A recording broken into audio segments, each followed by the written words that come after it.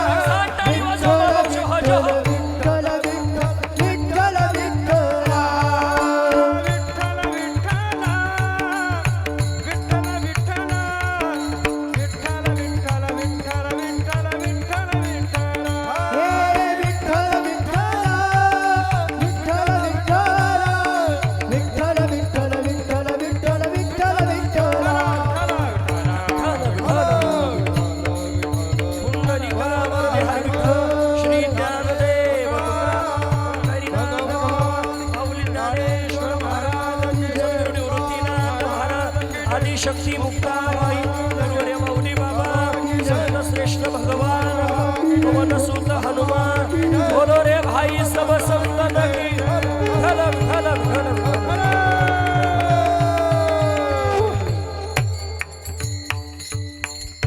जोडून या धन उत्तम व्यवहारे उदास विचारे वेच करी उत्तमची गती तो एक पावेन उत्तम भोगीन जीवखानी ओम मृत्युंजयाय रुद्राय नीलकंठाय शंभवे अमृतेशाय शर्वाय महादेवाय ते नमः अतुलित बलधाम हेम शैलाबदेहं धनुजवन कृशानुम्यनिनामग्रगण्यं सकल गुण निधान वानरानामधीशं रघुपति प्रिय भक्तं वातजातं नमामि अंजनी गर्भसंभूतमायुपुत्रो महाबलः कुम्हारो ब्रह्मचारी च हनुमन्ताय नमो नमः लोकाभिरामं रणरंगधीरं राजीवनेत्रं मृगोंशनाथं कारुण्यरूपं करुणाकरन्तं श्रीरामचन्द्रं शरणं प्रपद्ये मनोजवं मारुततुल्यवेगं जितेन्द्रियं बुद्धिमतावरिष्ठं वातात्मजं वानरयूतमुख्यं श्रीरामदूतं शरणं प्रपद्ये अलङ्कापुरीरम्यसिंहासनस्थं पदं भोजतेजस्मृतिप्रदेशं विधीन्द्रादिदेव सदा तुल्यमानं समाधिस्थमृत्युं भजे ज्ञानदेवं महायोगपीठे तटे भीमरत्यां वरं पुण्डलीकाय दातुं मुनीन्द्रे समागत्य तिष्ठन्तमानन्दकन्दं परब्रह्मलिङ्गं भजे पाण्डुरङ्गं पाण्डुरङ्गकारो पांडुरंग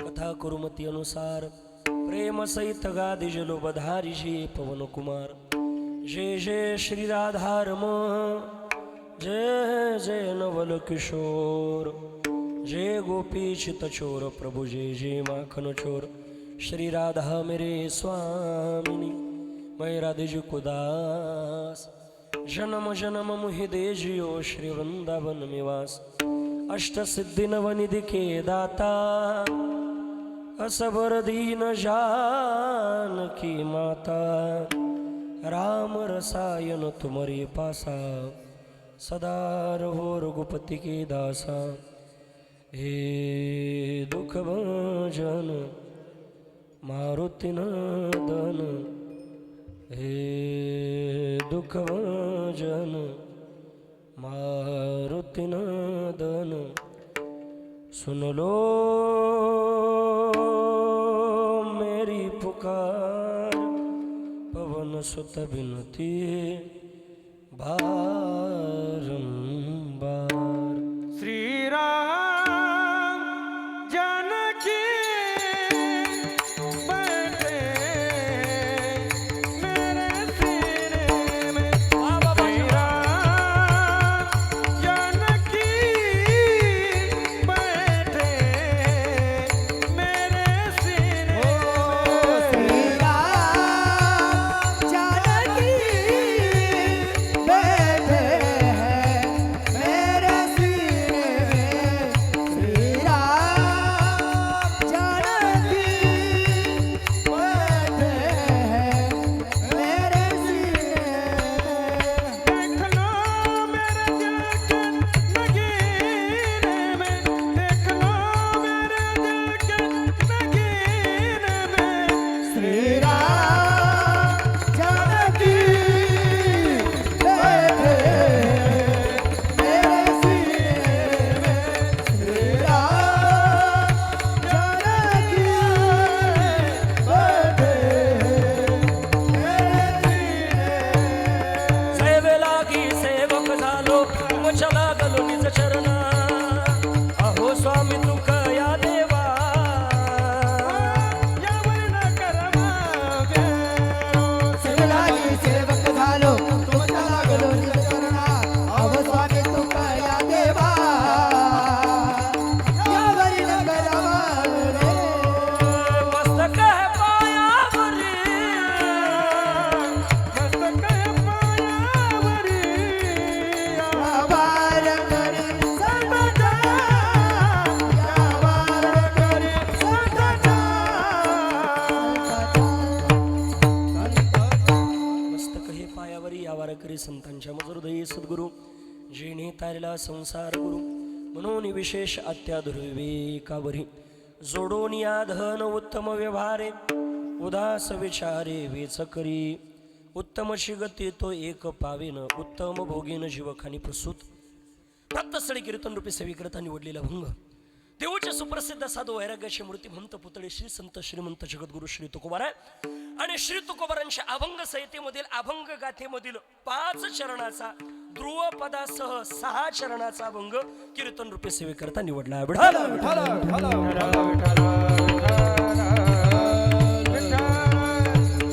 अभंगाचा भावार्थ आणि नामसार अर्थ जर बघितला तर फार सोपा आहे. जगद्गुरु श्री तुकोबाराय सांगता मानवी नरदेहाला आल्यानंतर आपल्या जीवनामध्ये उत्तम गतीला प्राप्त होण्याकरता मनुष्यानं काय केलं पाहिजे. प्रपंचामध्ये राहून सुद्धा आपल्या जीवनामध्ये प्रपंचिकाला काहीतरी नियमधर्म दिलेले आणि त्या नियमधर्माचं जर पालन केलं तर आपल्याला उत्तम गतीनं प्राप्त होता येतं. का हो महाराज, आपल्या जीवनामध्ये उत्तम गतीला प्राप्त होण्याकरता काय करायचं. महाराज म्हणता बघा, आपल्याला प्रत्येकाला धन कमवावं लागतं, कारण धनाशिवाय काही चालू शकत नाही. पण धन कमवताना कसं कमा, जोडून या धन उत्तम व्यवहारे आणि उदास विचारे वेच करी. म्हणजे आपल्याला उत्तम रीतीनं धन कमवा आणि उत्तम रीतीनं ते खरंच सुद्धा आपल्या जीवनामध्ये करा, तर खऱ्या अर्थानं आपल्या जीवनामध्ये उत्तम गतीला प्राप्त होईल. अजून पुढे काय करायचं, परोपकार करा, कोणाची निंदा करू नका. आणि आपल्या जीवनामध्ये असं जर जीवन जगले तर खऱ्या अर्थानं आपल्या जीवनामध्ये उत्तम गती प्राप्त होईल. अजून खऱ्या अर्थानं परश्रिया सदा बहिणी माया, खऱ्या अर्थानं आपल्या जीवनामध्ये आपल्या दृष्टीला दिसणारी प्रत्येक श्री आपली बहीण आहे, आई आहे. असं आपल्या जीवनामध्ये जीवन जगा. आणि अशा पद्धतीनं खऱ्या अर्थानं जर जीवन जगले, आपल्या जीवनामध्ये प्रत्येक भूतदयावरती त्या ठिकाणी प्रेम केलं, आपल्या जीवनामध्ये पवित्र आपल्या नियमाचं आचरणाचं पालन केलं आणि अशा पद्धतीनं जर जीवन जगले तर त्याच्या जीवनामध्ये तुकोबारा म्हणता उत्तम गती प्राप्त झाल्याशिवाय राहणार नाही. तुकोबारा म्हणता या आश्रमाचं सगळ्यात मोठं फळ हे आहे का आपल्या जीवनामध्ये वैराग्याचं बळ धारण करून उत्तम गती प्राप्त करता येते. मग ज्याला उत्तम गती प्राप्त करायची त्यानं उत्तम रीतीनं धन कमवा, ज्याला उत्तम रीती प्राप्त करायची, उत्तम गती प्राप्त करायची त्यानं ते उत्तम रीतीनं खर्च करा, ज्याला उत्तम गती प्राप्त करायची त्यानं परोपकार करा, ज्याला उत्तम गती प्राप्त करायची त्यानं परश्री बहिणी माते सामान समजा, ज्याला उत्तम गती प्राप्त करायची त्याच्या जीवनामध्ये परोपकार त्या ठिकाणी करत राहा. आणि अशा पद्धतीनं जीवन जगले तर निश्चितच त्याच्या जीवनामध्ये उत्तम गती प्राप्त होईल. विठाला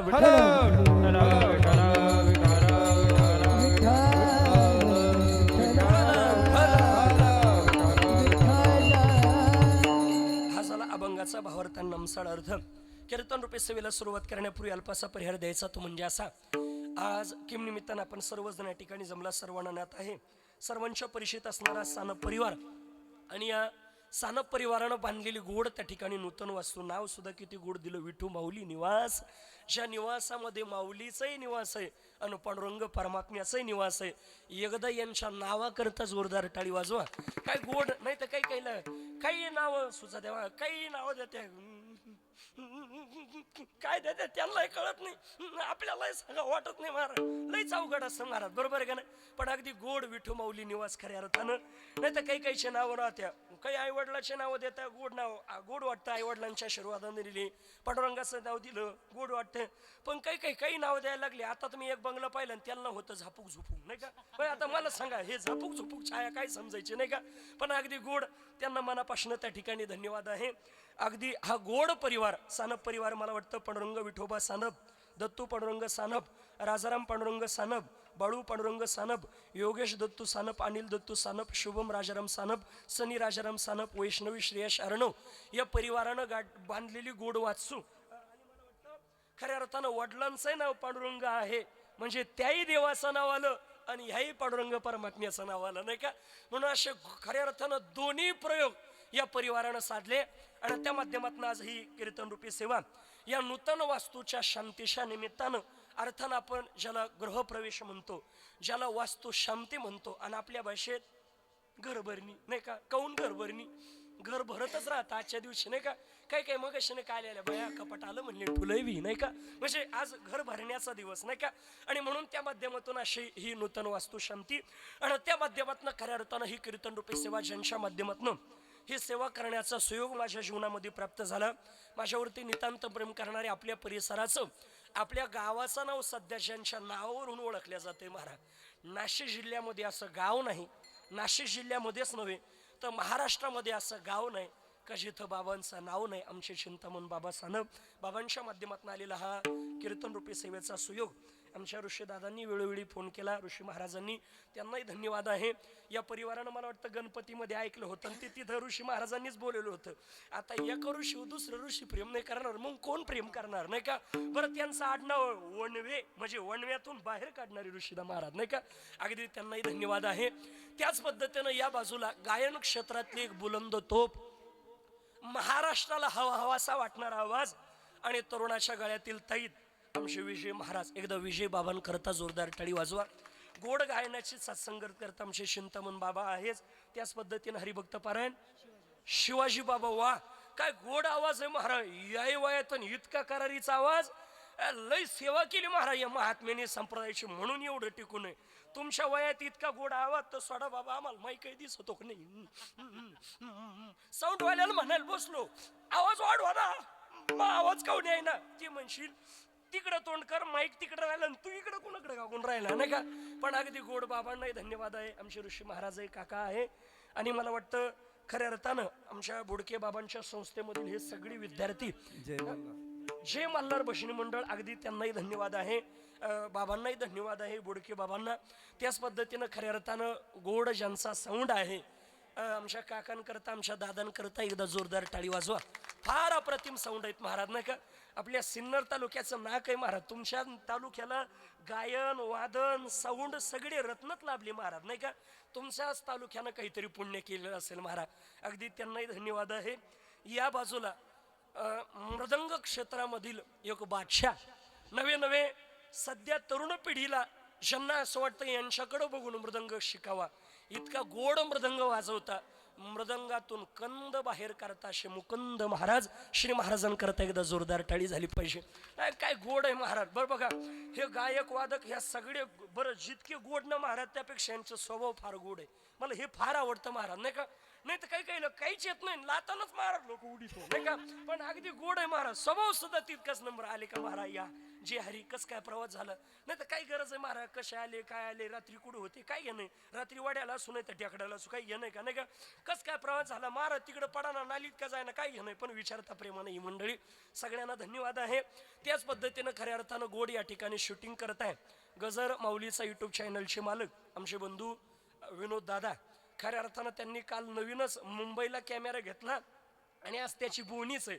म्हणजे उद्या या चॅनलचं आता नाव तर मोठं आहेच, पण उद्याच्या वेळेला मोठं नाव होईल आणि ते म्हणशील, कोणीतरी विचारेल का हो काय तुमच्या चॅनलची क्लॅरिटी आहे, केव्हा कॅमेरा घेतला, ते सांगतील पहिलं कीर्तन. म्हणजे कॅमेरा घेतल्यानंतर पहिलं कीर्तन ऋषी महाराजांचं शूट केलं, नाही का? यालाही भाग्य लागतं, हे काही सहजासहजी योग येत नाही महाराज, नाही का?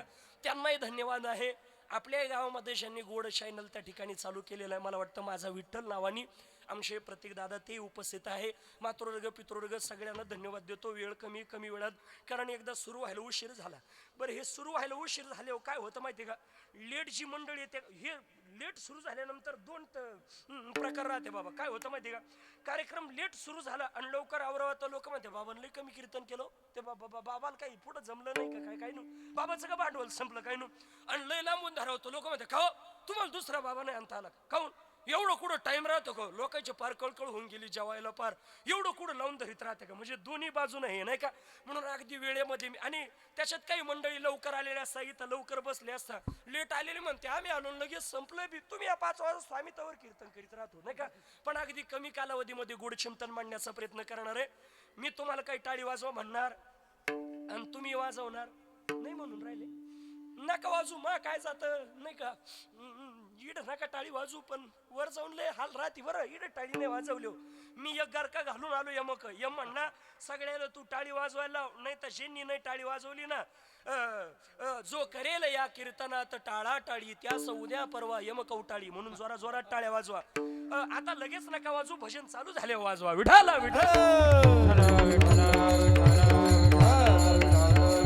अगदी गोड मंडळी आहे. मांडव सुद्धा गोड दिलेला महाराज, पण तरी सुद्धा तुम्ही पुढे येऊन बसले, नाही का? नाही तर एवढा मोठा मांडव म्हणले काही बसत त्या काढाला आणि बाबा या काढाला, नाही का? पण अगदी गोड मांडव सुद्धा पान काय गोड दिला. मुकुंद बाबा एवढा गोड मांडव पाहिले, चिंतामण बाबा मला असं वाटत राहिले या मांडवातच उरकून घ्यावा, कीर्तन कीर्तन कीर्तन, नाही का? अगदी गोड. सगळ्यांना धन्यवाद देतो.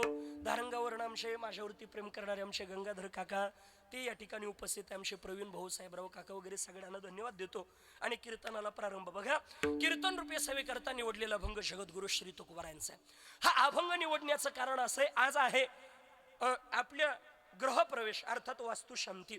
मग वास्तूची शांती का करावी, कशा पद्धतीने आपल्या जीवनामध्ये करावी, तिची पूजा कशा पद्धतीनं करावी, आपल्या जीवनामध्ये वास्तू बांधत असताना कशा पद्धतीनं बांधावी, ती बांधत असताना कुठल्या प्रकारचे दोष आहे, ती बांधल्यानंतर त्या दोषाचं शालन करण्याकरता काय केलं पाहिजे, बांधायच्या अगोदर काय केलं पाहिजे त्या दोषाच्या शालनार्थ, याचं वर्णन व्हावं या माध्यमातून हा अभंग.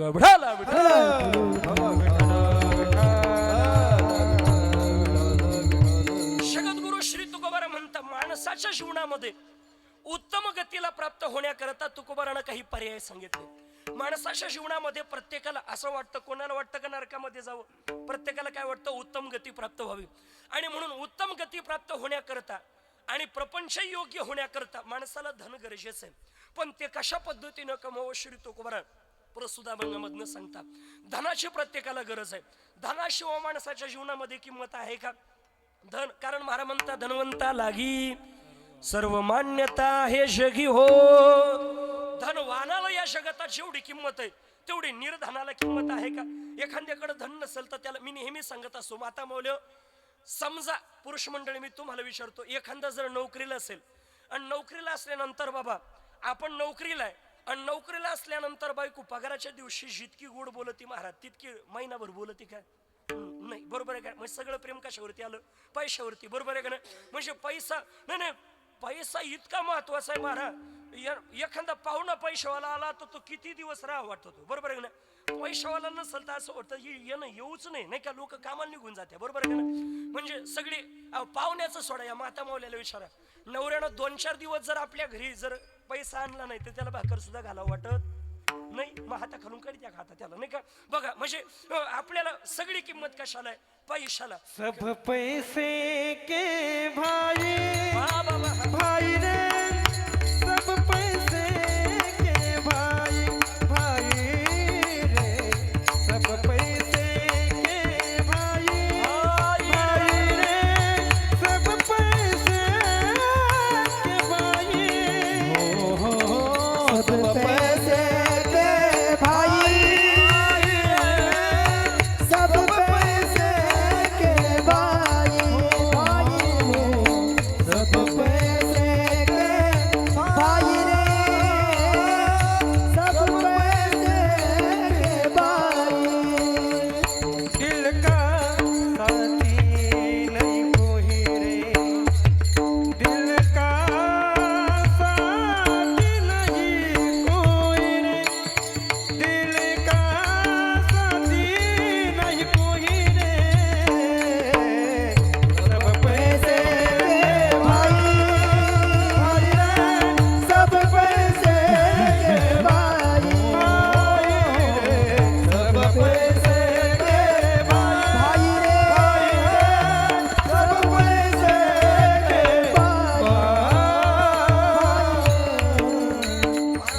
सब पैसे के भाई, दिल का साथी कोणी नाही. खऱ्या अर्थानं आपल्या हृदयावरती निर्मळ मनावरती प्रेम करणारं कोणी नाही. हा पूर्वीचा कालावधी, तुमचा कालावधी होता बाबा टोप्यावाल्यांचा. प्रेम कशावरती? माणसावरती. आता माणसावर प्रेम नाही राहिलं, प्रेम कशावरती झालं? पैशावरती. नीतिमत्ता संपत चालली महाराज आज. आणि आज आपल्याला हे वाईट दिवस बघायला भेटतं, याला कारण फक्त नीतिमत्ता ढासळत चालली म्हणून, नाही का? तुमच्याकडे पैसा नव्हता, परिस्थिती गरिबीची असायची, पण आता तुम्ही म्हातारे माणसं एकत्र बसा, सहज शब्द बाहेर पडता. रामभाऊ काय रे शंभू, पहिली गरिबी होती पण दिवस सुखाचे होते, कारण नीतिमत्ता होती. आता नीतिमत्ता राहिली नाही, नीतिमत्ता संपत चालली महाराज.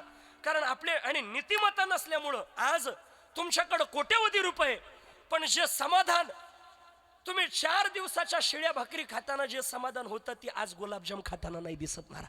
याला कारण नीतिमत्ता आहे. म्हणून नीतिमत्ता कधी आपल्या जीवनामध्ये सोडायची नाही. पैसा तुकोबाराने हेच सांगितलंय, नीतिमत्तेनं उत्तम रीतीनं कमवा, म्हणजे नीतिमत्तेनं. कारण काही काही सवय राहते, याची टोपी त्याच्या डोक्यात घाल, त्याची टोपी ह्याच्या डोक्यात घाल, आली वेळ तर सगळ्याच्या टोप्या आपल्या डोक्यात घे, नाही का?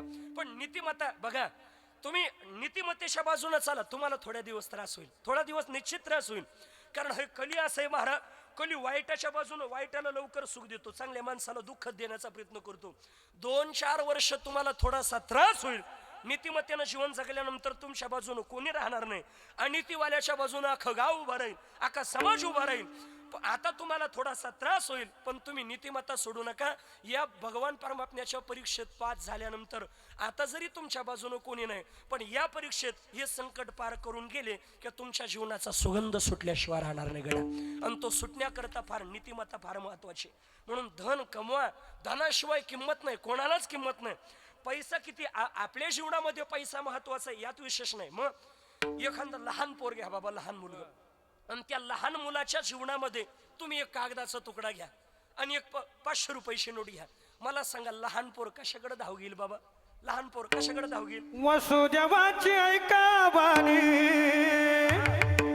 अरे जगात नाही राम रे, दाम करी काम वेडा, दाम करी काम रे, दाम करी काम वेडा, दाम करी काम रे, दाम करी काम वेड्या, दाम करी काम रे, दाम करी काम वेड्या, दाम करी काम रे. पैशाची जादू लई न्यारी, दान पोराला त्याची हाव, आई सोडून घेतोय जप, पैशाच्या माग धाव, जन्मापासून सारी मागलं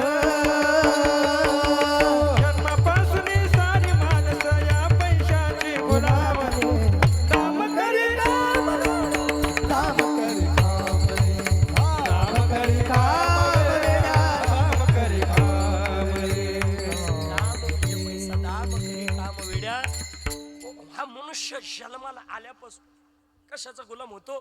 पैशाचा. बरोबर आहे का नाही? म्हणून सगळी किंमत कशाला आहे बाबा? पैशाला. परमार्थ जरी करायचं असेल तर पैशावाल्याला किंमत आहे, आणि प्रपंच करायचं असेल तरी. म्हणून परमार्थिकानं गरीब राहायचं नाही. तर काही काही म्हणत्या नाही नाही परमार्थिक लय पैसे कमवायला आले. अरे कमू दे, तो अकाउंट दुखू राहिलं नाही का? अरे परमार्थ 4 पुरुषार्थापैकी एक अर्थ नावाचा पुरुषार्थ आहे बाबा, तो तरी आपल्या जीवनामध्ये कमवा. काही काही तर असे आहेत महाराज, त्यांना धन कमवता येत नाही म्हणून ते तुकोबारा ज्ञानोबाराची गरिबी सांगतात. नाही नाही तुकोबारा इतके गरीब होते, त्यांना खायला काही नव्हतं. अरे एका गायचे सावकार होते तू नाही का? आणि त्यांची आमचे गुरुवर्य डॉक्टर न्यायाचार्य नामदेव शास्त्री बाबा सांगत असतात, काही काही कीर्तनकार तुकोबाराची गरिबी सांगून सांगून श्रीमंत झाले म्हटले नाही का? काय मोठ्याची वाक्य मोठीच असतात महाराज नाही का? म्हणजे बघा, श्रीमंती परमार्थामध्ये महत्वाची आहे, धन परमार्थामध्ये महत्वाचं आहे आणि प्रपंचामध्ये महत्वाचं आहे. पण परमार्थातलं धन वेगळं आहे आणि प्रपंचातलं धन वेगळं आहे. इकडल्या धनाला तिकडं किंमत नाही, तिकडल्या धनाला इकडं किंमत नाही. परमार्थामध्ये धन आहे कुठलं? भगवान परमात्म्याचं नाम. नाही नाही, परमार्थ महाधन, जोडी देवाचे शरण. परमार्थ हेच मोठं धन सांगितलंय, किंवा धन सांगितलं. पायो जिमेने राम रतन धन पायो, म्हणले आम्ही राम नावाचं धन कमवलं. म्हणजे किंमत कशाला आहे? धन आहे पण कुठलं? नामरूपी धन. हनुमंतरायाच्या जीवनातला प्रसंग आपल्याला सगळ्यांच्या परिचित आहे, पण सिद्धांत म्हणण्याकरता आलं ओघानं म्हणून सांगतो.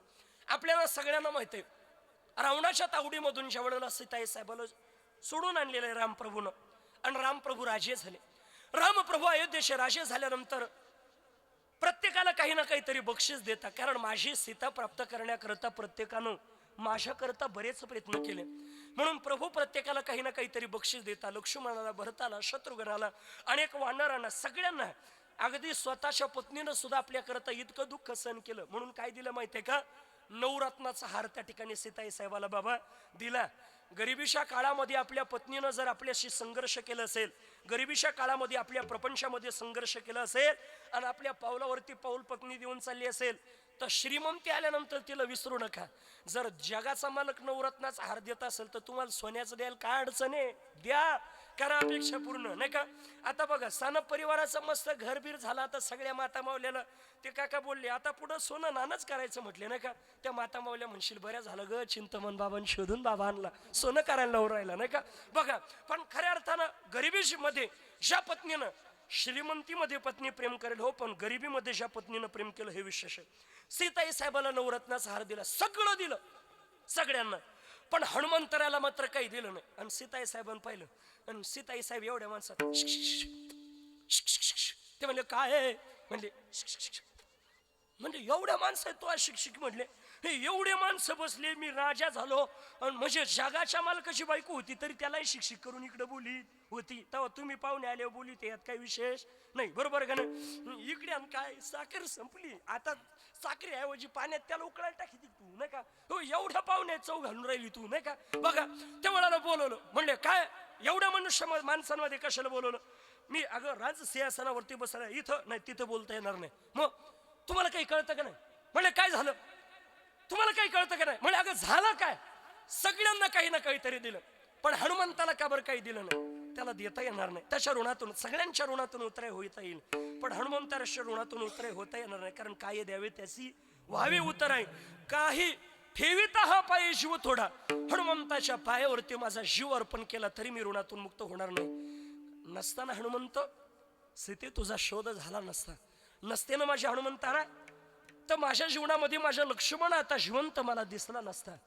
नसताना हनुमंत भरत सुद्धा जिवंत दिसला नसता. नसताना हनुमंत तर खऱ्या अर्थानं सुग्रीवाशी माझी मैत्री झाली नसती. हनुमंताशी फार उपकार आहे, त्यांना काही देता येत नाही. असं कुठं असतं का काहीतरी देऊन टाका, नाही देता येणार म्हटले. आता सीताई साहेबांनी विचार केला, रामप्रभू काही देते नाही म्हणले, मग आपण द्यावा. ते डोकं चालवलं, आणि जो नवरत्नाचा हार आपल्याला भेटला तो कोणाला दिला? हनुमंतराला. आता हनुमंतराला दिल्यानंतर हनुमंतरानं एवढा नवरत्नाचा हार भेटला बाबा, तो काही सामान्य हार आहे का नाही का? इड एक रत्न किती महाग आहे, सोनं कुठं गेलं विचार करा, चांदी कुठं गेली विचार करा, बरोबर का नाही? आणि नवरत्न, सोनं, माणिक, हिरे, मोती असे नवरत्न मिळून मग हार करेल. तो काही साधा हार होता का मारो? नवरत्नाचा. नवरत्नाचा हार करेल, आणि तरी हनुमंतरानं तो घेतला नाही, गळ्यात घातला नाही, किंवा त्याचा असं ब्रेसलेट नाही बनवलं. मग हनुमंतरानं हार घेतला, त्याच्यातलं एक मणी फोडायचे, दातानं कुरतडायचे आणि खाली टाकायचे. असा मणी घ्यायचे, फोडायचे, दातानं कुरतड असंच कुरतडायचे ते, नाही का. हे काय महाराज एकदा टाळी वाजवा त्यांच्याकरता, याला समय सूचकता म्हणता, नाही का. मणी कुरत नाही तर काही काहीचा मणी कुरतडून होतो. काही वेळाला म्हणतात डोंगरावरून उडी हाणली, काही वेळाला ती उडी हाणी तर मग ये नंतर आणि त्या पाक होते. तू का त्याला मोडायला आता घालायला जातो का काय करतो, नाही का. मग असं वाटतं त्या पाकवा द्यायला हळूच घ्यावा आणि एखादी वाड्याला सोडून द्यावा, जिड बिबट्या येईल तिथं, नाही का. बघा अगदी गोड आमचे मुकुंद बाबा, मणी धरायचा, कुरतडायचा आणि खाली टाकायचा. सीताई साहेब म्हणते अरे खरंच या हनुमंताला काही कळत नाही, नवरत्नाचा हार आहे आणि हा मणी कुरतडून टाकू राहिला, याला कळतं का काय. हनुमंता अरे तुला कळतं का हा हार किती मौल्यवान आहे, याचं मोल काय आहे आणि तू कुरतडून इथं टाकू राहिला. असं समजा माता मौल्य, समजा असं म्हणजे काही होणार नाही, पण समजा इथं सगळ्या आजीनं त्या मोठ्या मोठ्या म्हणायचे ते सोन्याचं पूर्वी ती पोत असायची मोठ्या मोठ्या म्हणायची, तिला काय म्हणायची मला काही माहित नाही का. पण ती पोत समजा एखाद्या आजीच्या गळ्यात येईल, ती आजीनं मा परिस्थिती पाहिली, बोल लय लुकडा आहे बिचारा, लय पोटासाठी धावतो आणि आलीच दया आणि मला दिली, देणार नाही पण दिली असं समजा, नाही का. आणि मी ते मणी घेतली आणि मी ती फोडूनच खाली टाकायला सुरुवात केली. तुम्ही काय म्हणशाल हे डोक्यावर पडलं, कीर्तनात चांगलं सांगत होतं म्हणशील, पण याचं काही डोकं फिरेल दिसतं, कुठून आणलं म्हणशील, याला सोन्याची किंमत काढायला म्हणशील, हे मनीच फोडीत सुटलं. तसं मी काय एवढं विचित्र नाही मनी फोडायला, मी खिशात घालून काही पाहणार नाही, जेवण नाही, काहीच नाही, निघा म्हणाल पायीच निघाल बसलो मी, नाही का. पण बघा एक एक मणी घ्यायचा, फोडायचा, कुरतडायचा, खाली टाकायचा. तुला किंमत कळते का हनुमंता याची काय आहे. मग या नवरत्नाचा हार आहे आणि तू खुशाल तो मणी कुरतडून टाकतोय. त्यावेळेला हनुमंतरायाचे उद्गार आहे का, हनुमंतरायानं दिलेलं उत्तर निमगावकर किती गोड आहे का. हनुमंतराय म्हणता मैया हा हार 9 रत्नाचा आहे का 10 रत्नाचा आहे, मला याच्याशी घेणं देणं नाही. मैया हा हार 9 रत्नाचा आहे का 10 रत्नाचा आहे का 1000 रत्नाचा आहे, मला याच्याशी घेणं देणं नाही. याची 9 रत्नानं किंमत होत नाही, याच्यात राम असेल तर त्याला महत्व आहे म्हटले, अन्यथा 9 रत्नाचा असेल तरी त्याला महत्व नाही. म्हणजे किंमत कशाला आहे, धनाला आहे. पण धन म्हणजे काय मांडलं त्यांनी, देव. धन म्हणजे काय मांडलं, देवाचं नाव. आता म्हणजे तिथं या धनाला किंमत आहे का, नाही, बरोबर आहे का ना. तिथं धन काय आहे, देव किंवा देवाचं नाव. तेच प्रपंचामध्ये धन आहे, पण प्रपंचामध्ये सोनं नाणं पैसा हे धन, बरोबर आहे का नाही. इथलं धन वेगळं, परमार्थातलं धन वेगळं. तिथलं धन इथं चालेल का, कसं चालेल. इथलं जर तिथं चालत नाही तर परमार्थामधलं प्रपंचात कसं चालेल. समजा आता या परिवारानं लांब कशाला जाता, या सानप परिवारानं वास्तू बांधली बाबा, आणि विषय बाबा वास्तू बांधल्यानंतर आता 8 दिवस झाले का कामगाराला पेमेंट करावं लागतं, बरोबर का ना. कामगार म्हटले का हो लय काम झालं आता तेवढं थोडं आमचं करा. हे म्हणले तुम्हाला पेमेंट करायचं, तुम्हाला धनच द्यायचं ना. काय धनाला घेऊन बसले, मग देवाचं नाव आम्ही तुम्हाला देतो, आम्ही मोठ्याने राम राम म्हणतो तेच घ्या, कारण ह्या धनाला काही किंमत नाही, आपण काही हे संग येणार नाही, संग येणार धन आम्ही तुम्हाला देतो. राम राम म्हणा, राम राम म्हणा. ती इटकर घेऊन आणायचं नाही का आपल्याला, मला सांगा बरं. म्हणजे तिथल्या धनाला इथे किंमत आहे का नाही. धन दोन्हीकडे महत्वाचं आहे, पण धनाची बाजू मात्र वेगवेगळे. धनाशिवाय तर आपल्या जीवनामध्ये किंमत नाहीच आहे. प्रत्येकाच्या जीवनामध्ये धन गरजेचंच आहे, कारण माणसाच्या जीवनामध्ये काही मूलभूत गरजा सांगितले, अन्न वस्त्र आणि निवारा, आणि प्रत्येक गोष्ट कमवण्याकरता गरजेचं आहे ते धन. म्हणून धन मनुष्यानं कमवलंच पाहिजे, पण ते कमवताना कसं कमवा, अभंगाचं पहिलं. जोडोनी आधान उत्तम व्यवहार, जोडोनी आधान उत्तम व्यवहार, जोडोनी आधान उत्तम व्यवहार, जोडोनी आधान उत्तम व्यवहार, जोडोनी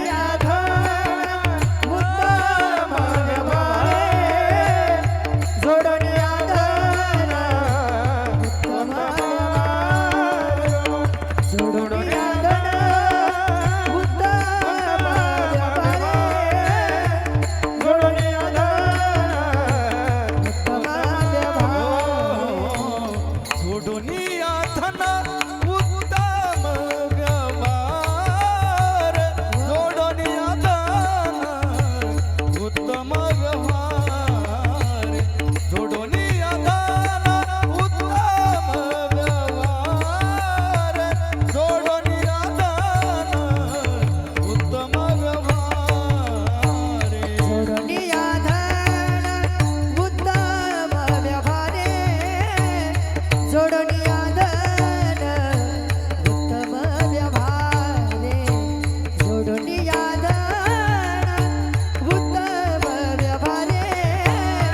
जोडोनी अंगण उत्तम व्यवहार उदास विचारी वेच करी उदास विचारी वेच करी उदास विचारे वेच करी उदास विचारे वेच करी उत्तमाची गती तो एक पावेना उत्तमाची गती तो एक पावेना पावेना उत्तमाची गती तो एक पावेना उत्तमाची गती तो एक पावेना उदास विचारे वेच उदास विचारे वेच करी उदास विचारे वेच करी उत्तमाची गती तो एक पावेना उत्तमाची गती तो एक पावेना उत्तमाची गती तो एक पावेना उत्तमाची गती तो एक पावेना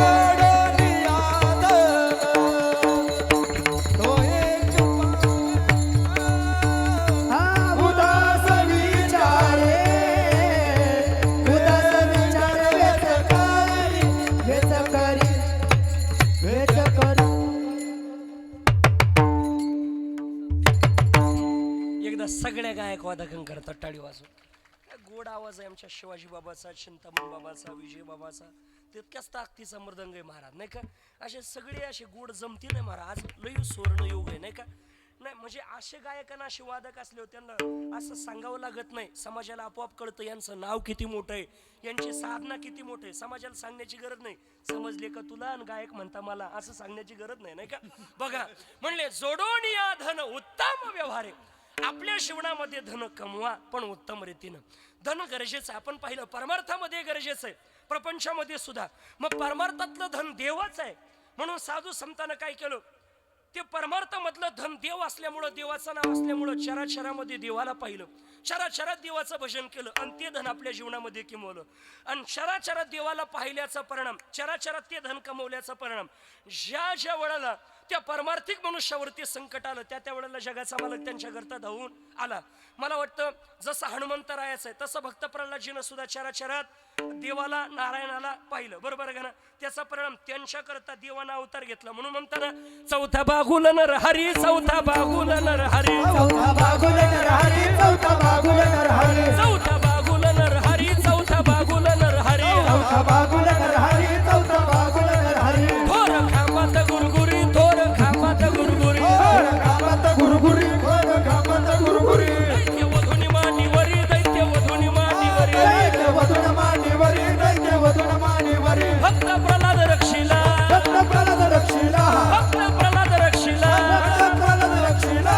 कृष्णा कृष्णा राहे रे उगला, नाहीतर सांगेल त्या बाजूला. कृष्णा राहे रे उगला, नाहीतर सांगेल त्या बाजूला. कृष्णराय रे भोगला, नाहीतर सागर बाबुला. कृष्णराय रे भोगला, नाहीतर सागर बाबुला. मुसळ नाशी उशीर झाला रवी सोड गोविंदा, नाची उशीर झाला रवी सोड गोविंदा. मुसळ नाशी उशीर झाला रवी सोड गोविंदा, उसळनाची उशीर झाला सोड गोविंदा. रवी सोड गोविंदा, रवी सोड गोविंदा. रवी सोड गोविंदा. रवी सोड गोविंदा. कृष्णा कृष्णा राहे रे उगला, नाहीतर सांगेल त्या बाजूला.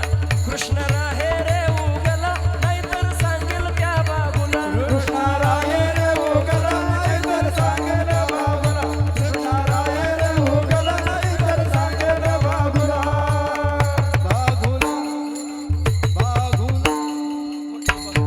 शराशरात देवाला पाहिलं, देवानं त्यांच्या करता अवतार, ते धड त्यांच्या जीवनात क्षणात कमवलं तसं प्रपंचिकानं सुद्धा धन कमवा. आणि ते धन कमवल्यानंतर उत्तरार्धात सांगितलं उदास विचारे वेच करी. वेच करी म्हणजे खर्च करी. आपल्या जीवनामध्ये आपण कमवलेलं धन ते काही दाबून ठेवायचं नाही. आणि धन असं आहे बाबा, जो धनाच्या पाठीमागे जातो धन त्याला कधी भेटत नाही. जो धनाकडं दूरदृष्टी करतो धन त्याच्या पाठीमागे जातं. मी नेहमी सांगत असतो, आपण लक्ष्मीच्या पाठीमागे जाऊ नका, आपण देवाच्या पाठीमागे जा. धन आपोआप आपल्या पाठीमागे येईल गड्या. आपण तुम्ही देवाच्या पाठीमागे जा. जो लक्ष्मीच्या पाठीमागे गेला त्याच्या पाठीमागे लक्ष्मी कधी येत, लक्ष्मी पुढं पडत असते. मारा बघा, श्रीमद भागवतामध्ये आलेला आपल्या सगळ्यांच्या परिचित प्रसंग आहे. पण सांगतो बघा, प्रसंग असा निर्माण झाला ज्यावेळेला समुद्र मंथन झालं.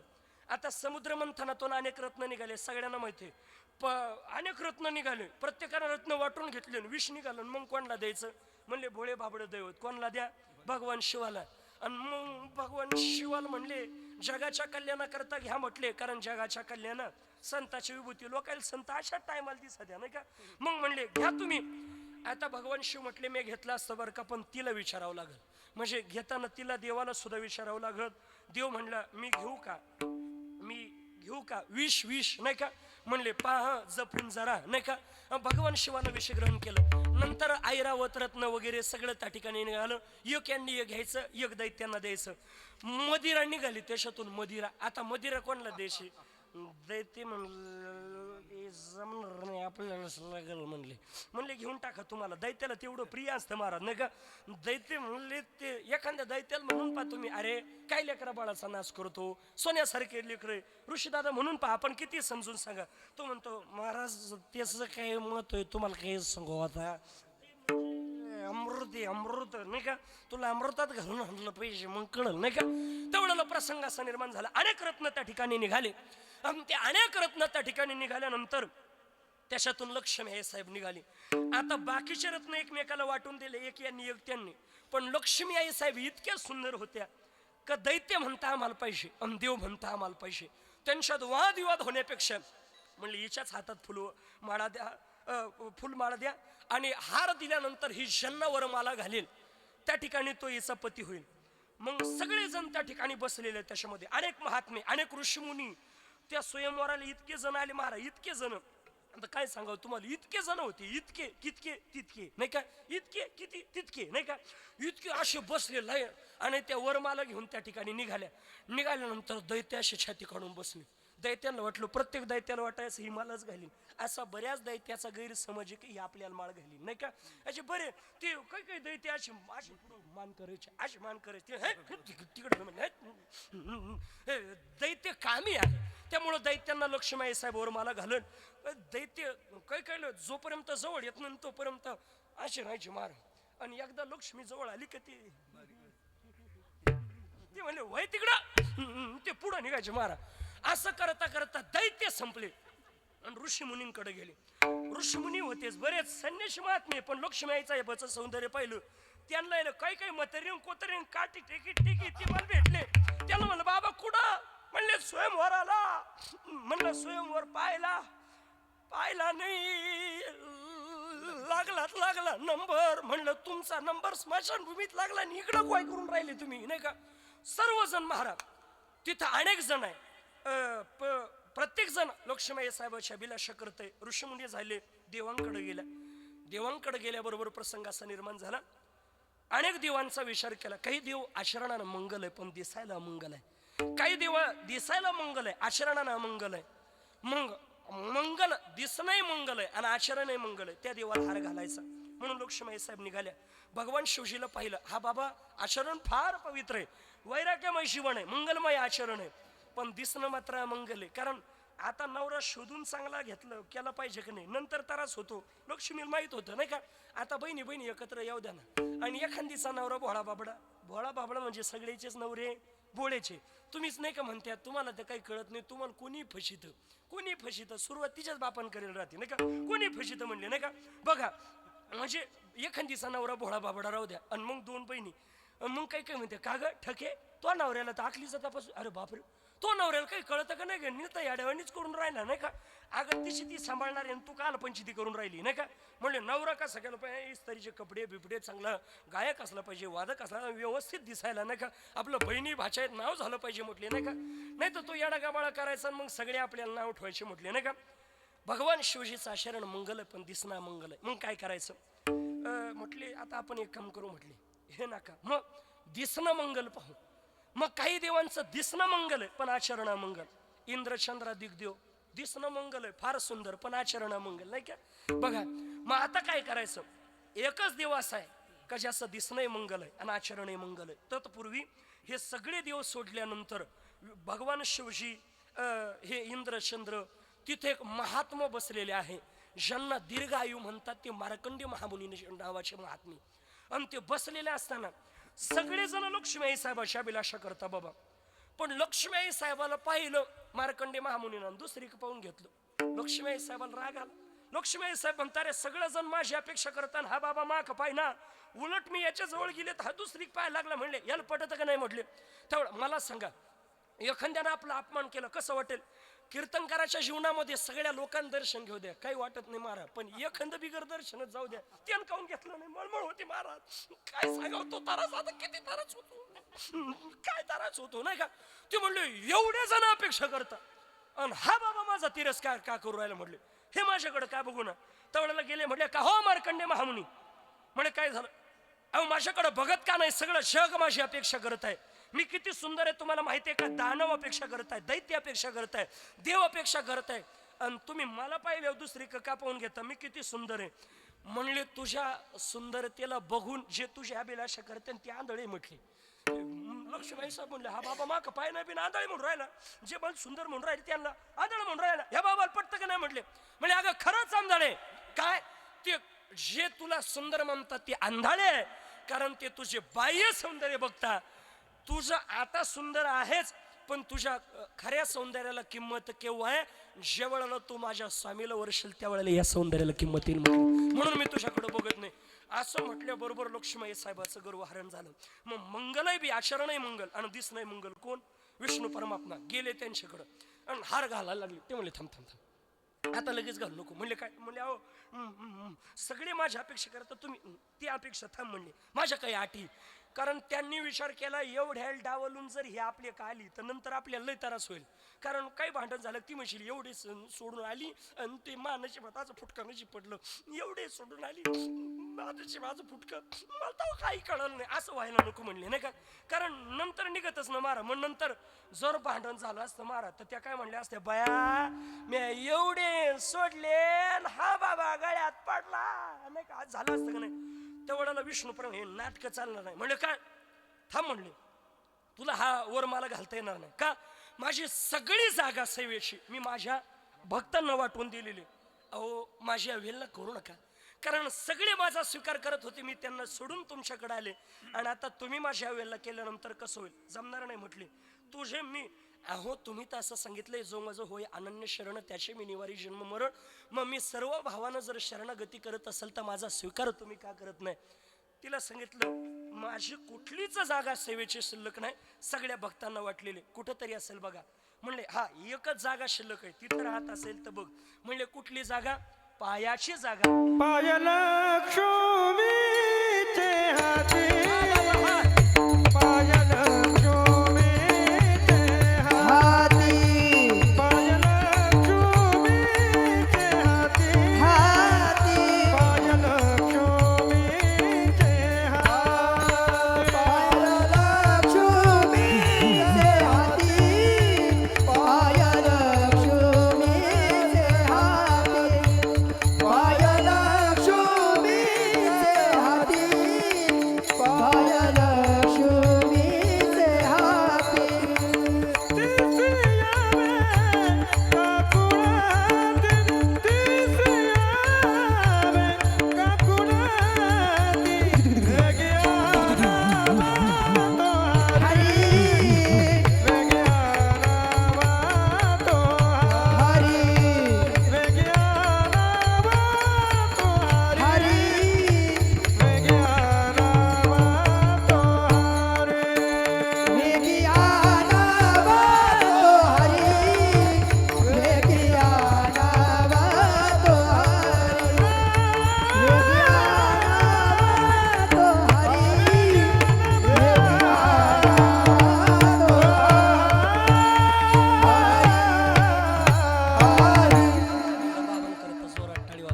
गोड चाल गायली. अशा नवीन नवीन चाली फक्त यांच्याकडून ऐकायला भेटत आहे, नाही तर आपलं या प्रमाणाला ठरलेली चाली पाय लक्ष्मी. मग असं वाटतं या चालीन ते प्रमाण दत्तक घेले का काय, नाही का. पण अगदी गोड चाल गायली महाराजांनी. म्हणले पाय लक्ष्मीशी हाती आणि तिसे यावे का कुलती. तेव्हापासून पाय कोणाच्या हातामध्ये, लक्ष्मी आई साहेबाचे. सांगितलं एक काम कर, तू कुठली सेवा करायची, पायाची. कारण तिला पायाजवळ ठुलं त्याचा परिणाम. आता लक्ष्मी आई साहेब आपल्याला त्रास देणार. मला मुद्दा हा मांडायचा होता. बघा, लक्ष्मी साहेबाची अपेक्षा सगळ्या दानवांनी करावी, दैत्यांनी करावी, ऋषीमुनींनी करावी, देवांनी करावी. पण त्यांना भेटली का नाही.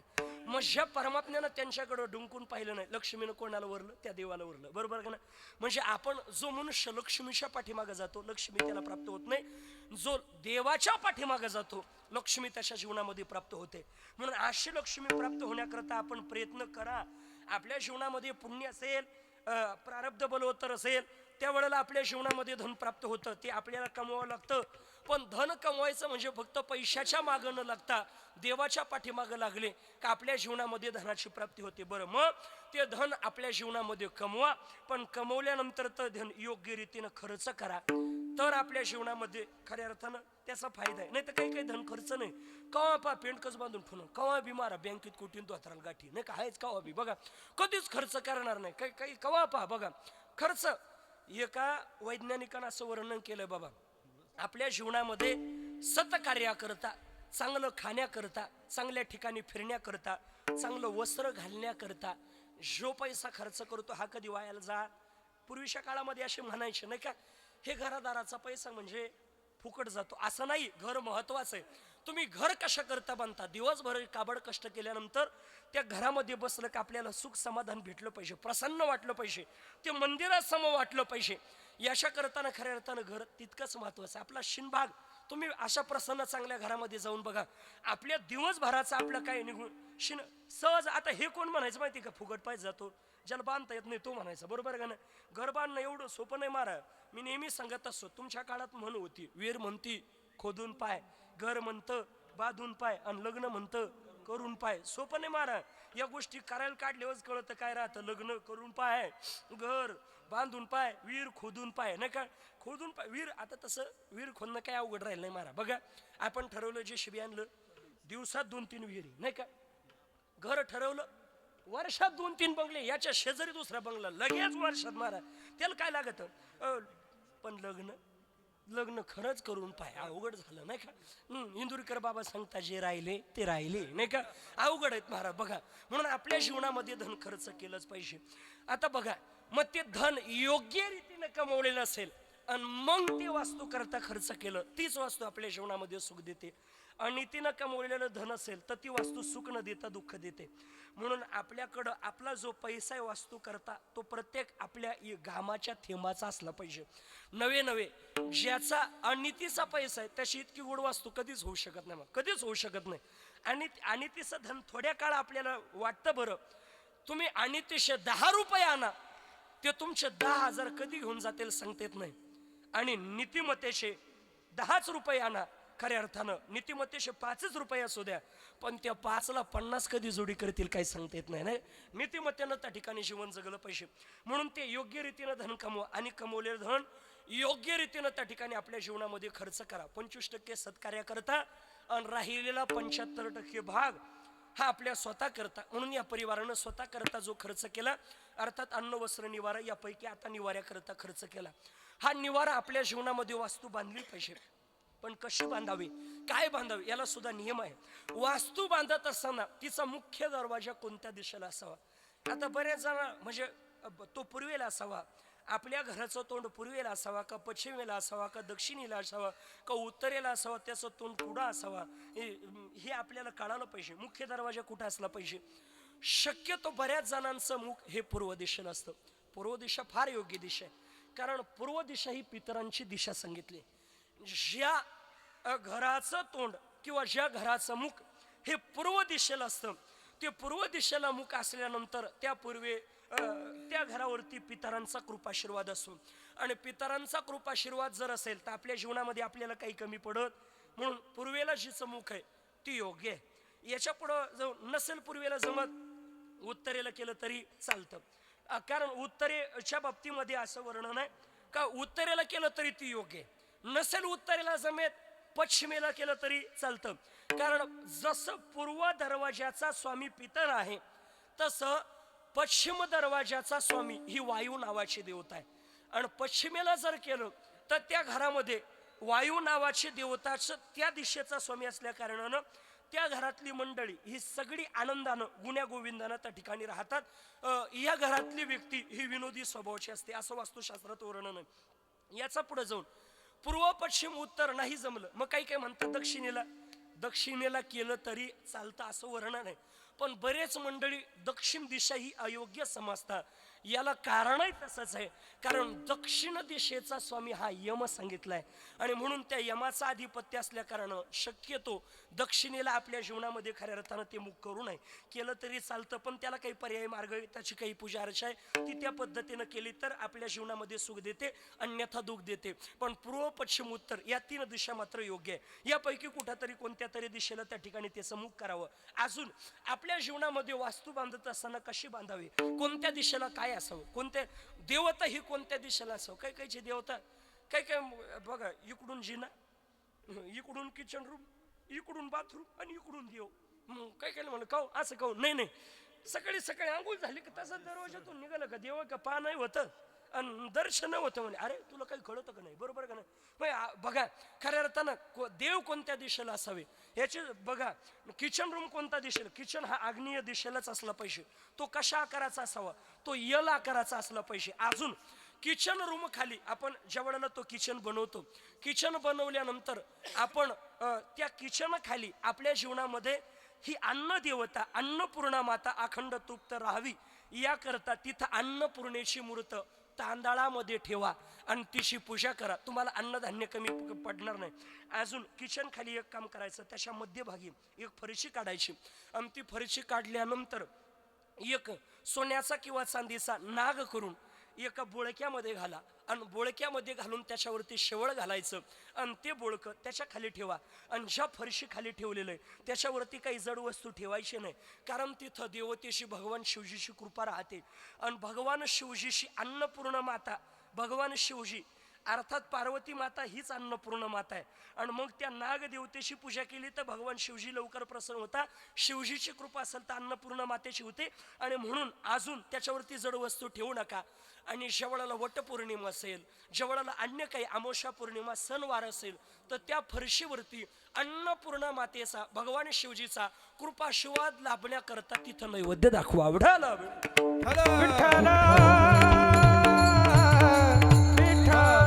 अजून याच्या पुढे जाऊन खऱ्या अर्थानं काही कोणत्या गोष्टी कुठे ठेवा, बऱ्याच फार सूक्ष्म चिंतन आहेत महाराज वास्तुशास्त्रामध्ये. आता एवढं काही आपण पाडू शकत नाही. आपण वारकऱ्याने एकच समजायचं काय, हरीशी आदा असा आणि हरिता ही दिशा, बरोबर आहे का ना. एवढं प्रमाण घ्यायचं, शिवाजी बाबांना समाधान मारायचं. पण सगळ्यातही समाधान मानून चालणार नाही. काही गोष्टी ऋषी महाराज आपल्याला करणं गरजेचं आहे, बरोबर का ना. काही कालगणना यंत्र सांगितलंय त्याच्यावरती आपली अखंड नजर पडू नये म्हणून ते मुख्य दरवाजामध्ये नसावे. कुठले कालगणना यंत्र, घड्याळ असेल, कॅलेंडर असेल, हे कालगणना यंत्र आहे, ते घराच्या मुख्य दरवाजामध्ये नसावे. बऱ्याच जणांना नाद राहतो नाही का. समजा घराचा पूर्व दिशेला दरवाजा, काही म्हणते पप्या टांग त्याला, चूक ठोकन टांग नाही का. का बरं कॅलेंडर अटकव, तिथं घड्याळ ठेव. का बरं येता जाता किती वाजले काय दिसत जाईल, कॅलेंडर पाहिलं की येता जाता कळत जाईल. एकादश का तू एकादश पाहून का धरीत राहतो, काल पंचित करतो तू नाही का.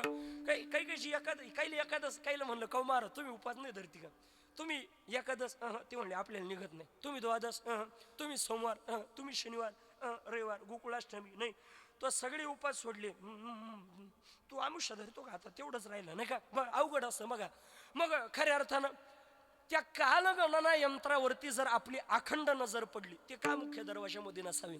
तो वास्तुशास्त्र असं सांगतं त्या कालगणना यंत्रावरती आपली अखंड नजर जर पडली येता जाता तर त्या घरातल्या कर्त्या मनुष्याचं आयुष्य कमी होत असतं.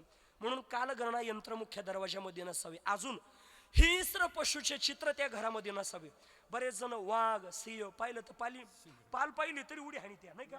आणि वाघाचा फोटो वाघ नाही का, बघतोस काय रागानं बाजी मारली वाघानं असा वाघ असा मोकळ्यात नेऊन हाणायला लागतो नाही का.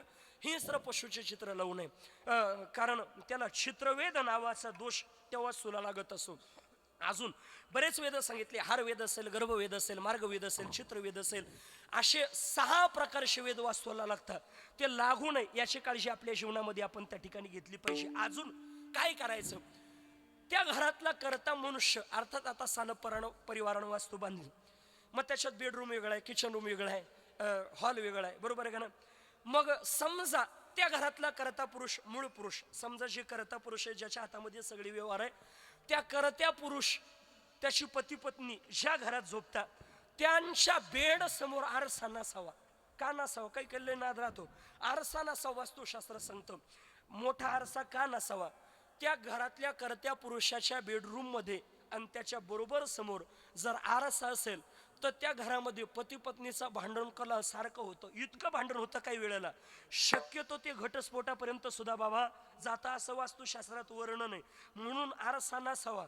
आता म्हणजे आरसा आहे म्हणूनच भांडणं होते असं नाही. तर काही काही म्हणशील ठके तरीच म्हणते पप्याच्या बापाच्या मा भांडणं काऊन होते. आता त्याला आरसा काय करीन? तू का नाही भांडणच काढी सुटली, लाटणी होऊन काढती, पळपटा होऊन काढती, त्याला आरसा काय करील, नाही का. पण अशा काही गोष्टी आपल्या जीवनामध्ये नसाव्या. म्हणून खऱ्या अर्थानं वास्तुशास्त्र फार सूक्ष्म आहे, याची काळजी घ्यावी. वास्तू बांधताना सुद्धा त्याला काही दोष लागत असतात, ते दोष लागू नये याची काळजी घ्यावी. आणि मग वास्तू तयार झाली का तिची शांती सांगितली. का शांती करायची? आता एखादा म्हणशील कुठला दोष लागू नये एवढी काळजी घेऊन आम्ही वास्तू पूजा बांधली, त्या वास्तूला कोणत्या दिशेला काय ठेवा हे सगळे काळजी घेऊन सगळं केलं, तरी सुद्धा ही पूजा काय करावी? पूजाचा सुद्धा पद्धती, 1 दिवसाची पूजा केली जाते, 3 दिवसाची पूजा केली जाते. मला वाटतं या परिवारानं 3 दिवसाची नवचंडी याग केला. ही सगळ्यात उत्तम पूजा आहेत महाराज. बघा का करायची ही पूजा? पूजा आता आपल्या जीवनामध्ये वास्तू शांती, वास्तूचा दोष घालवण्याकरता ही पूजा आपल्या जीवनामध्ये करावी लागते. कारण वास्तू पुरुषाला, नवीन वास्तूमध्ये वास्तू पुरुषाला राहण्याकरता देवानं जागा दिली. तो असा आहे महाराज, त्याची शांती केली तर त्या घरावरती कृपा करतो, सुखही देतो, आणि नाही केली तर तोच दुःख सुद्धा देतो. म्हणून त्याची शांती आपल्या जीवनामध्ये करावी लागते.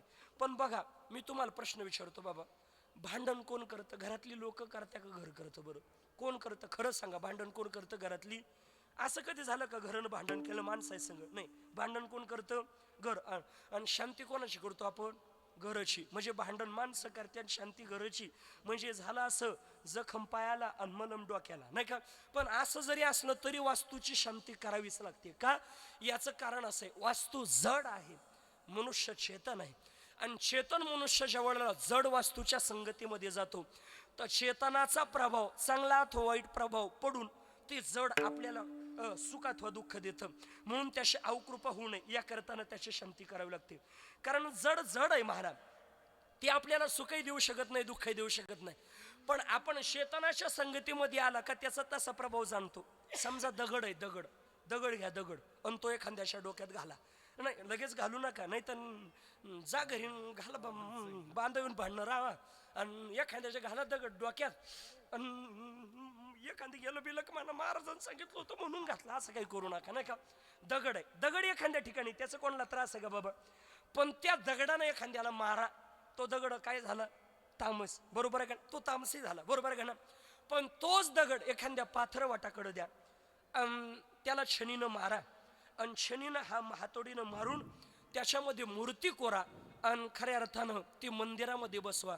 तो दगड काय झाला? सात्विक झाला. त्याच्यात काय निर्माण झालं? देवत्व.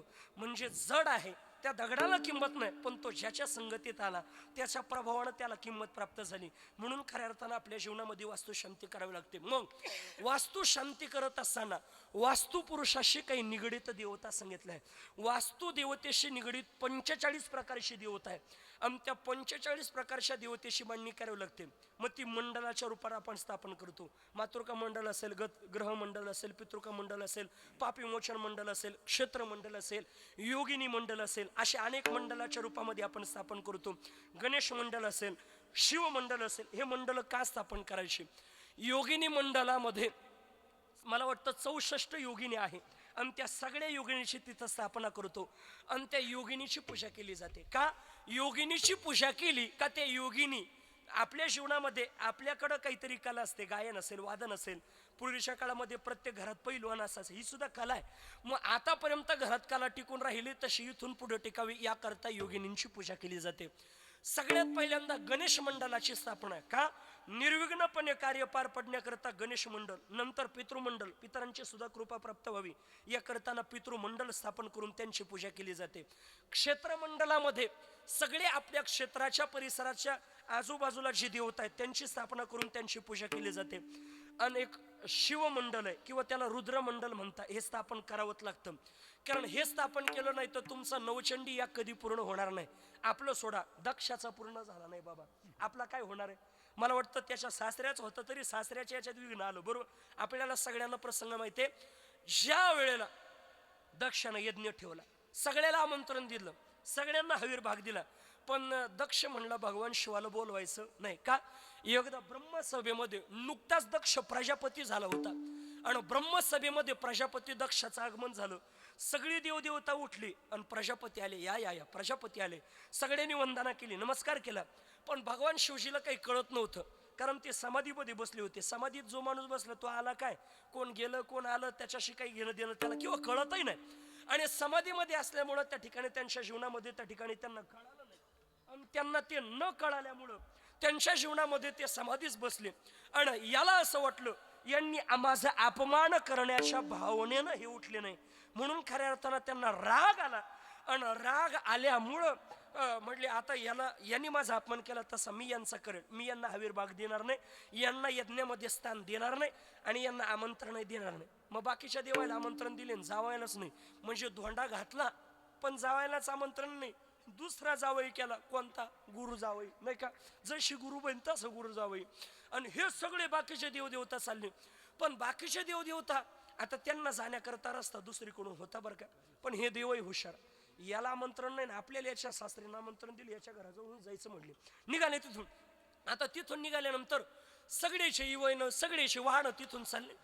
सतीआई साहेबांना म्हणावं, उमा मातेनं म्हणावं, का हो कुठं चालले? कोणी सांगायला तयार नाही. तेवढ्या एकाला थांबवलं. म्हटले थांबा थांबा. म्हणले काय हो? म्हणले थांबा. म्हणले काय झालं? हे सगळे तुम्ही कुठं चालले? म्हणले तुम्हाला माहित नाही. म्हणले काय? तुमच्या वडिलांच्या घरी यज्ञ म्हटले, आणि यज्ञाला जायचं नाही का? उमा माता सती माता हुशार. ते म्हणले आता इथं बोलून उपयोग नाही, कारण आपल्या बापानं आपल्याला आमंत्रण दिलं नाही हे यांना सांगावं तर पितळ उघडं पडतं. सती हुशार. सतीनं काय केलं? भगवान शिवाकडे गेले. का हो? म्हणले चुकलं असेल, पाप्याच्या बापाचं काहीतरी म्हणून ते आमंत्रण दिलं नसेल. म्हणजे चूक तिच्या बापाची असली तरी सती पाप्याच्या बापाची चूक धरी ती, नाही का? आणि सती माता उमा माता आली आणि आल्यानंतर म्हणले का हो आवरलं नाही का? म्हणले काय? म्हणले आवरण पटक्यान, टाइम किती झाला? आवरा. म्हणले काय झालं? आपल्याला जायचं नाही का? म्हणले कुठं? आज कुठं कार्यक्रम नाही, काही नाही, वास्तू शांती नाही, काही नाही, काही नाही, कुठं जायचं? म्हणले अहो आता हिनं विचार केला आपल्याला आमंत्रण नाही आणि बिगर आमंत्रण असं यांना न्यायचं म्हणल्यावर तयार केलं पाहिजे. डोकं पहा कसं चालवलं. म्हणले अगं सती आज कुठं कार्यक्रम नाही, जायचं कुठं? म्हणले तुमच्या सासऱ्याच्या घरी यज्ञाला जायचं नाही. ती माझ्या बापाच्या घरी म्हणत नाही. सत्या पार्वत्या हुशारच, हे आले पाहिजे बिगर आमंत्रणाचे. सत्या पार्वत्या हुशारच, ती तुमच्या सासऱ्याच्या घरी म्हणते, म्हणजे त्यांचा सासराचा सहीचा आजा लागतो, नाही का? पण हुशार महाराज सती पार्वती. चला म्हटले यज्ञाला. भगवान शिवजी म्हणतात सती जिथं आमंत्रण नाही तिथं जायचं नाही. म्हणले चला असं करू नका, तुमचं चुकलं असेल काहीतरी असं तसं वगैरे वगैरे बराच प्रसंग घडला. तुला जायचं जा, मी येणार नाही. सती माता त्या ठिकाणी गेल्या आणि तिथं पाहिलं भगवान शिवजीला आविर्भाव नव्हता. त्याचा परिणाम असा झाला का त्या ठिकाणी सती मातेला स्वतःचा अपमान सहन झाला, पण आपल्या पतीचा सहन न झाल्यामुळं ते यज्ञामध्ये देहत्याग केला. आणि यज्ञामध्ये देहत्याग केला हे भगवान शिवजीला कळाल्याबरोबर भगवान शिवजीनं रुद्राला वीरभद्राला निर्माण केलं. वीरभद्र विध्वंस करण्याकरता नंदीवर आरूढ होऊन ज्या वेळेला गेला, नंदी आणि वीरभद्र ज्या वेळेला त्या यज्ञाचा विध्वंस करण्याकरता गेला, बाकीच्या देवांना सुद्धा भीती वाटायला लागली. चंद्र नावाची देवता मोरावरती बसून पळत सुटली आपले प्राण वाचवण्याकरता. विष्णू परमात्मा पळत आहे, सगळे देवदेवता ब्रह्मदेव वगैरे सगळे देवदेवता त्या ठिकाणी पळत आहे. सगळे त्या ठिकाणी निघून जातात, सगळ्यांचा विध्वंस करा. सगळ्या देवांना त्रास दिला, पण तो यज्ञ पूर्णत्वास गेला नाही. शेवटी दक्षाचं सुद्धा शिरच्छेद केलं आणि नंतर त्याला कशाचं शिर बसवलं? बोकडाचं. म्हणजे मला सांगा, जिथं दक्षाचा यज्ञ भगवान शिवजीच्या स्थानाशिवाय पूर्ण होऊ शकत नाही, तिथं तुमचा माझा का होणार आहे? म्हणून हा नवचंडी याग करताना रुद्रमंडल शिवमंडल स्थापन केलंच पाहिजे. विठाल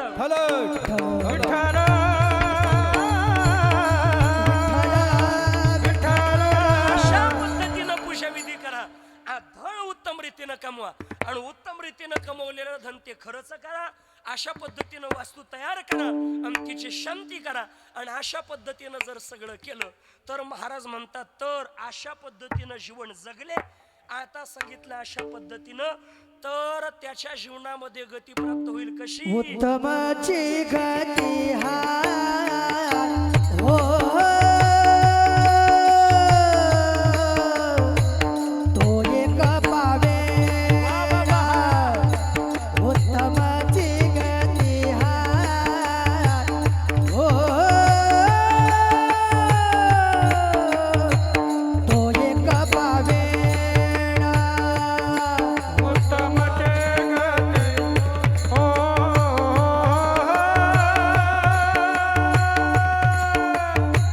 तू एक पावे. उत्तम जगती हो तू एक पावे. उत्तमाची गती हा हो तो एक पावे. उत्तमाची गती हा तो एक पावे. उत्तम जगती हो तू एक पावे. उत्तम जगती हो तू एक पावे. उत्तम भोगिना शिवा खाणे. उत्तम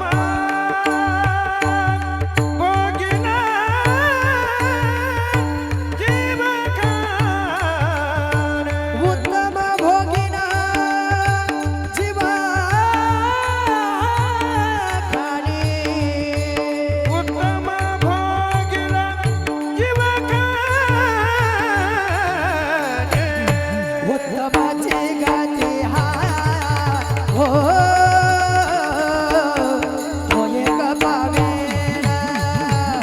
उत्तमाची गती हा हो तो एक पावे.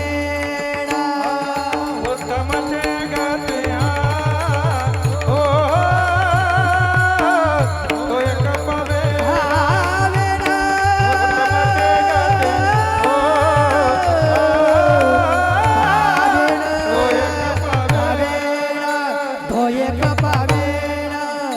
तो एक पावे. महाराजांकरता जोरा गायली महाराजांनी नाही का. म्हणले उत्तम अशी गती तो एक पावेन. उत्तम प्रमाणाला उत्तम चाल महाराज नाही का. म्हणले खऱ्या अर्थानं उत्तम गती प्राप्त होण्याकरता अजून काय करा. परोपकार करा. भूत दया गाई पशुचे पालन ताणल्या जीवन वना माझे. खऱ्या अर्थानं अशा पद्धतीनं जीवन जगा. परोपकार त्या ठिकाणी आपल्या जीवनामध्ये करा. आणि हेच खऱ्या अर्थानं या आश्रमाचं फळ आहे आपल्या जीवनामध्ये. आणि ह्या गृहस्थ आश्रमामध्ये हे फळ प्राप्त होण्याकरता उत्तम गती प्राप्त होण्याकरता धन योग्य रीतीनं कमवा. परोपकार आपल्या जीवनामध्ये करा. परश्रिया सदा बहिणी माया असं जीवन जगा. हे फार महत्वाचं आहे महाराज. परश्रिया सदा बहिणी माया. कारण सध्या स्थितीला आपण जर पाहिलं तर फार अवघड घटना घडायला लागल्या. मालेगाव तालुक्यातील घटना बघा. अशा अवघड कृत्य घडायला लागले. म्हणून परश्रिया सदा बहिणी माया अशा पद्धतीनं जीवन जगले. आणि या आश्रमामध्ये देवाचं भजन केलं तर आपला उद्धार होईल. कसं असतं भजन. वारकरी संप्रदायाच्या नियमाप्रमाणे भजन करा. विठो बारकुमाई जय विठोबार खुमाई. हरी जय जय हरी जय जय जय विठोबा रखुमाई. हरी जय जय विठोबार खुमाई. हरी जय जय जय हरी जय जय हरी जय जय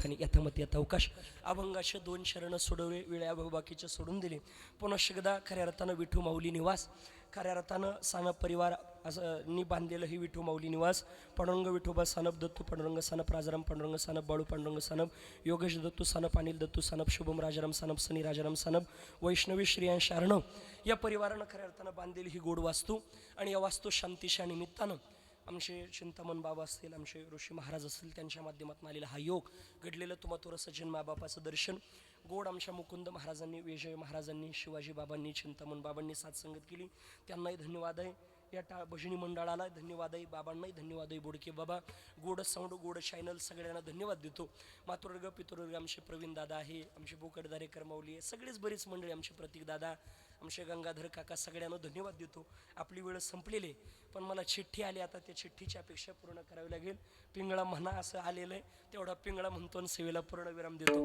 आता वेळ आपली संपलेली पण कसं आहे त्यांनी पिंगळा म्हणा म्हणजे त्यांची अपेक्षा आहे पिंगळा म्हणा आणि नाही पिंगळा म्हटलं आणि मी कसंही चांगलं कीर्तन केलं तर ते पूर्ण झाल्यासारखं वाटणार नाही किंवा कीर्तन झाल्यासारखं वाटणार नाही म्हणून थोडक्यात पिंगळा म्हणतो आणि सेवेला पूर्णविराम देतो नाथ बाबा म्हणता पवित्र जीवन जगा गोड देवाचं भजन करा हे नाही केलं तर काय होईल एकदा साऊंड करता टाळी वाजव नाथ बाबा म्हणता आमचं काही नाही जाणार मग हे जरी नाही काल तरी दुसरा येईल हे जरी नाही काल हे जरी नाही काल मग दुसरा येईल हे जरी नाही काल हे जरी हे जरी हे जरी हे जरी हे जरी नाही काल तरी दुसरा येईल हे जरी नाही काल हे जरी नाही काल मग दुसरा येईल हे जरी नाही काल सरती शेवटी वा काळ बांधून नेईल सरती शेवटी वा सरती शेवटी बा काळ बांधून येईल सरत शेवटी बा एका जनार्दनी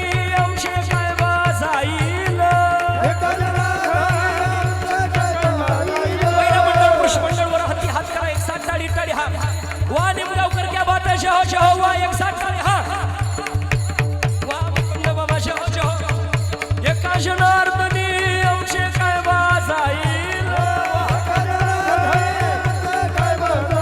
पिंगळा पिंगळा पिंगळा पिंगळा पिंगळा बहाद्वारी बोली बोलो तो देखा पिंगळा बहाद्वारी पिंगळा बहाद्वारी बोली बोलो तो देखा पिंगळा बहाद्वारी पिंगळा माधवारी बोल बोल तो देखा पिंगळा माधवारी अरे पिंगळा माधवारी बोल बोल तो देखा पिंगळा माधवारी वर्तमान खोटे तुमचे वर्तमान खोटे वर्तमान खोटे तुमचे वर्तमान खोटे खोटे दादा वर्तमान खोटे वर्तमान खोटे दादा वर्तमान खोटे लटकेनं बोलू आम्ही वर्तमान खोटे लटक्यानं बोलो आम्ही वर्तमान हा, लटकेनं बोलू आम्ही वर्तमान खोटे लटक्यानं बोलो आम्ही वर्तमान खोटे पिंगाग पाय पिंगाग पिंगाग पाय पिंगाग पिंगा ग बाई पिंगा ग बाई पिंगा नको नको नको घालू पिंगाग नको नको नको घालू पिंगाग नको नको नको घालू पिंगा नको नको नको घालू पिंगा पिंगाग पाय पिंगाग पिंगाग पाय पिंगाग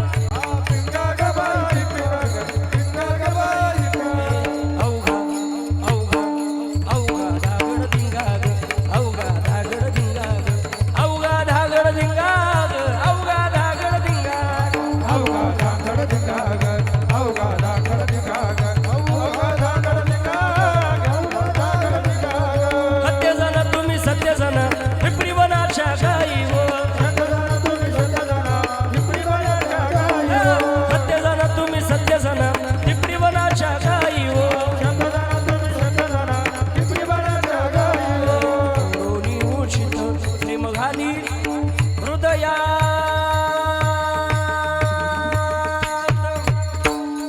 दान मागायास आलो दान मागायास दान मागायास आलो दान मागायास दान मागायस दान मागायस दान मागायस दान मागायस सुया घे मनी घे पोत घे दाताचं दातवण घ्या ग कोणी कुंकू कुंकू कुंकू घ्या कोणी काळा मुनी कुंकू घ्या कोणी काळा मुनी कुंकू घ्या कोणी काळा मुनी कुंकू घ्या कोणी काळा मुनी कुंकू घ्या कोणी काळा म्हणे कुंकू घ्या कोणी काळा म्हणे कुंकू घ्या कोणी काळा म्हणे कुंकू घ्या कोणी काळा म्हणे ललकारी ललकारी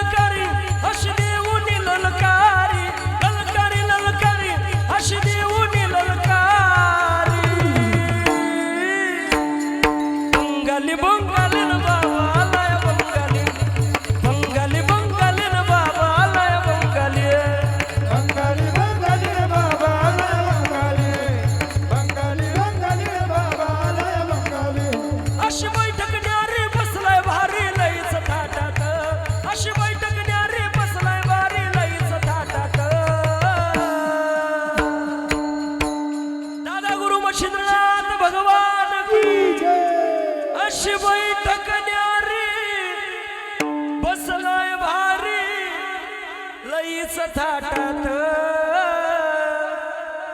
देव हा मडीचा कानिपणात देव हा मडीचा कानिपणात देवा मडीचा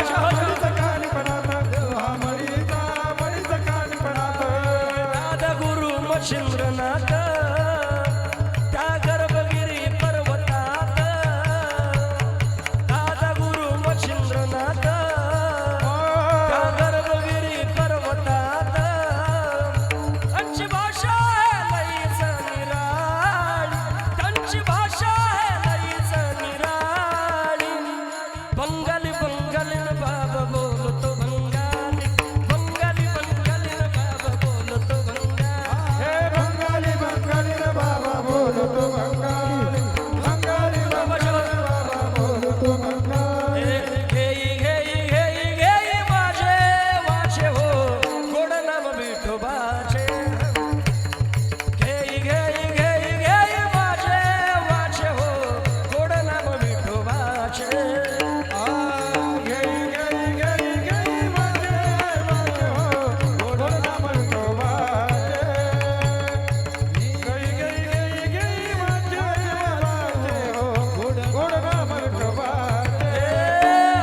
दौर फिरवितो तुम्ही डुगू डुगू ऐका दौर फिरवितो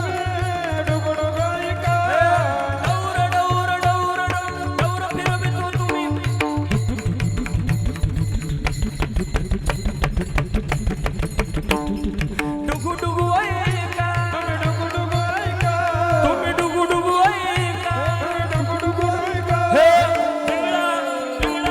पिंगळा महाद्वारी कोणी बोलत देखा पिंगळा माधवारी बोल तो देखा पिंगळा माधवारी बोल तो देखा पिंगळा माधवारी माऊली ज्ञानेश्वर माऊली ज्ञानेश्वर माऊली निवृत्ती ज्ञानदेव सोपान मुक्ताबाई एक नक्कनामध्ये